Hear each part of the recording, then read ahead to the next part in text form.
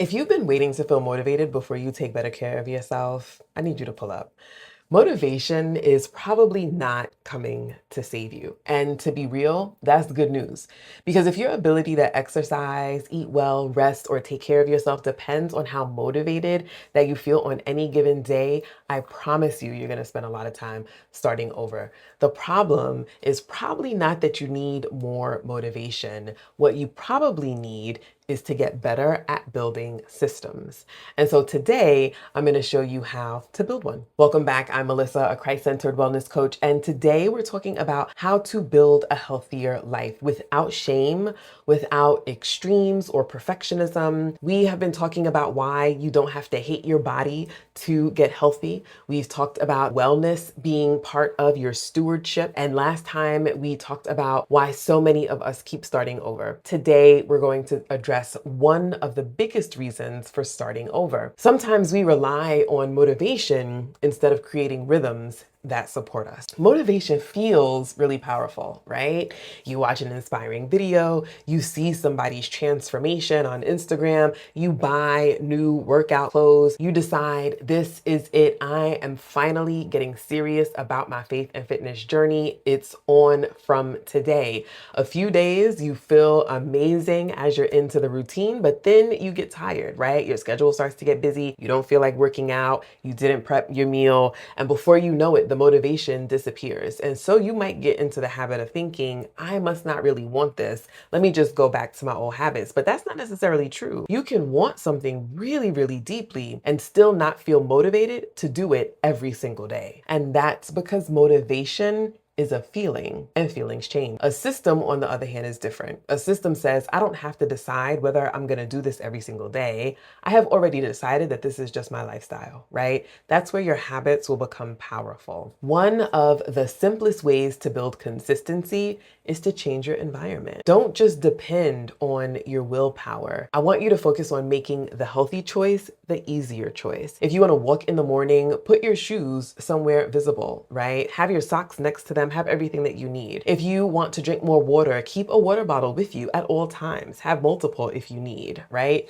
If you want to eat more nutritious meals, make those foods easy to access. If you want to go to bed earlier, create a time when the day begins to wind down for you. What time do you start to dim the lights? When does the TV go off, right? If you want to exercise after work, have those workout clothes ready. Bring them with you to work. Change before you leave, right? These small things matter because you're reducing the number of decisions that you have to make each and every day. And when you are tired, busy, or distracted, reducing those decisions can make a huge difference, especially for women over 40, right? Where we know that there are so many things moving around in our minds and the brain fog is real. Another strategy I want you to focus on is attaching a new habit to something that you already do. We're not reinventing the wheel. Maybe you want to walk after dinner. You're already having dinner, just go for a walk after. Stretch after your morning coffee. Have some water before your first meal. Maybe you spend 5 minutes reflecting or praying or reading the Bible, listening to the Bible as you are walking. You're taking something that's already part of your day and you're using that as an anchor to do something new. You're not creating an entirely new life. You're building wellness into the life that you are already living. And that's important because I don't want you to build a wellness routine that competes with the life that you have. I want you to build one that supports your life, that is complementary to your life, right? Remember the 3 levels that we talked about?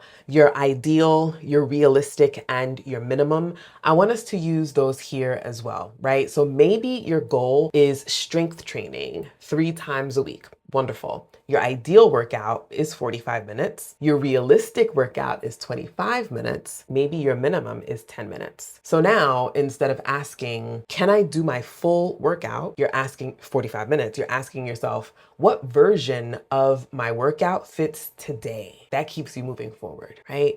And so you remember, this isn't about lowering your standards. It's about creating flexibility because real life requires flexibility. And this is where my faith faith shapes the way that I think about discipline. Because discipline is not punishment, right? Discipline is choosing what matters even when you don't feel like choosing it. But grace reminds us that missing the mark doesn't make us a failure. You can be disciplined without being harsh on yourself, without talking bad about yourself, without getting into that spiral. You can have standards without having shame. You can hold yourself accountable without becoming your own worst critic. Stop criticizing yourself, right? Build yourself up. You are a child of God. Come on. That's the balance that I want for you. Discipline gives you direction. Grace gives you that room to grow, right? We need both of those things on this journey. So here's your challenge for this week. I want you to choose one wellness habit, and then you're going to answer these 4 questions. 1, what is the habit?